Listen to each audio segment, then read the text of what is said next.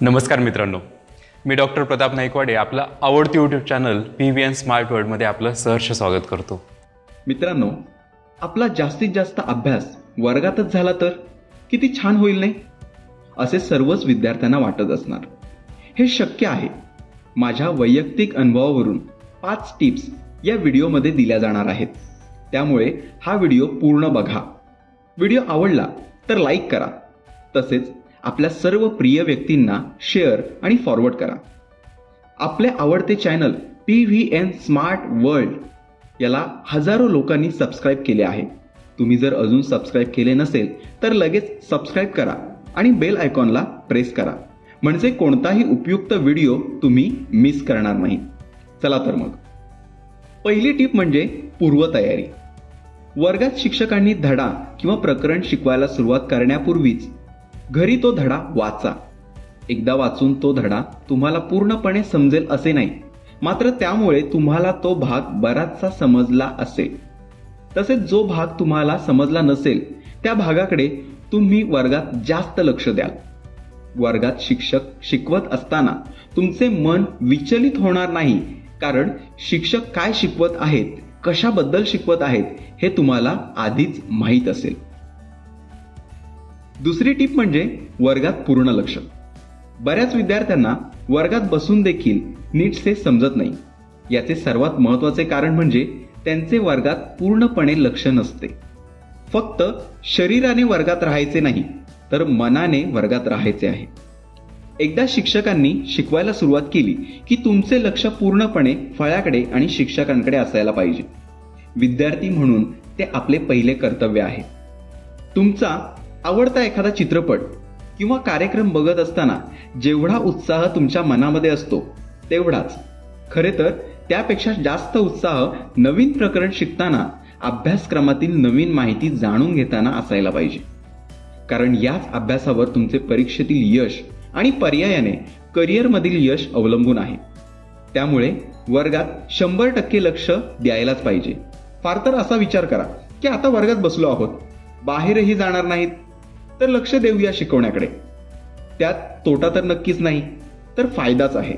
आणि त्यासाठीच आपल्याला पालकांनी शाळेत पाठवले आहे. तिसरी टीप आहे अवघड भाग शिकत असताना विषयी. काही विद्यार्थी सुरुवातीला शिक्षकांकडे लक्ष देतात, मात्र थोड्या वेळाने त्यांना कंटाळा यायला सुरुवात होते. विशेषतः एखादा भाग अवघड असेल किंवा बेसिक माहिती नसेल तर असे होऊ शकते. मात्र काहीही झाले तरी आपले लक्ष अजिबात विचलित न होऊ देता पूर्णपणे शिक्षकांकडे लक्ष द्यायला पाहिजे. कदाचित 100% भाग समजणार नाही, मात्र काहीतरी समजेल. 50%, 40%, 30%, 20% किंवा 5%. काहीच नाही तर निदान शब्द तरी ओळखीचे होतील. वर्गात असताना मध्येच अभ्यासाची लिंक सोडू नका, तर उत्साहाने क्लिष्ट भाग समजून घेण्याचा प्रयत्न करा. काही विद्यार्थी अशा वेळी फक्त शिक्षकांकडे पाहत असतात, मात्र मनामध्ये इतर विचार करत असतात. हे अत्यंत चुकीचे आहे.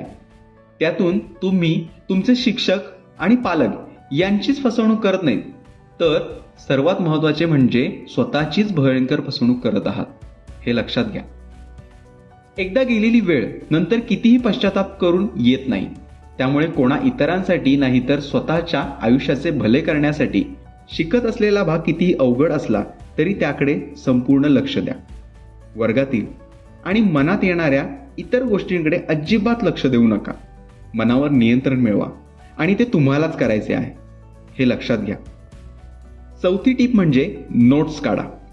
शिक्षक वर्गात शिकवत असताना फक्त बसून ऐकण्यापेक्षा नोट्स काढत जा. महत्त्वाचे मुद्दे वहीत लिहित जा.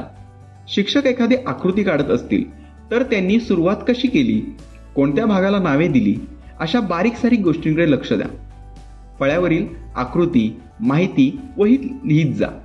यांत्रिक पद्धतीने फक्त हाताने लिहू नका, तर मनात देखील त्याचा विचार करा. एकदा फळ्याकडे बघा, मनात ते पॉइंट्स, त्याचा क्रम समजून घ्या आणि मग फळ्याकडे न बघता ते वहीत लिहिण्याचा प्रयत्न करा. काही अडले तर फळ्याकडे बघा आणि मग पुन्हा वहीत लिहा. त्यामुळे तुम्हाला सर्व गोष्टी व्यवस्थित समजतील. वर्गातच तुमचा जास्तीत जास्त अभ्यास होईल. 5वी आणि सर्वात महत्त्वाची टीप म्हणजे प्रश्न विचारा. शिक्षक नवीन प्रकरण शिकवत असताना जर तुमचा गोंधळ उडत असेल, तुम्हाला समजत नसेल, तर त्याच वेळी शिक्षकांना प्रश्न विचारा आणि तुमच्या समस्यांचे निराकरण करा.